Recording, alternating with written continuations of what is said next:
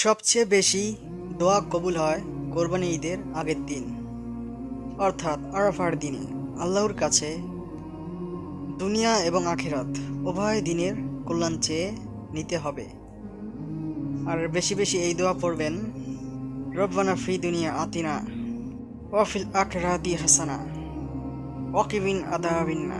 অর্থ, হে আমাদের প্রতিপালক, হে আমাদের আল্লাহ, হে আমাদের রব, আপনি আমাদের দুনিয়াতে প্রতিফলন এবং আখিরাতেও প্রতিফল ভালো করুন এবং আমাদের সরল সঠিক পথ দেখার প্রদর্শন তৌফিক দান করুক এবং আমাদের জাহান্নাম থেকে মাফ করুক।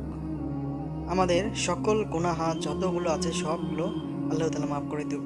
তাই আসুন আমরা ৫ ওয়াক্ত নামাজ পড়ি এবং ইসলামের কাজে সাহায্য করি। তাই ইসলামিক ভিডিওটি অবশ্যই একটি শেয়ার করতে ভুলবেন না।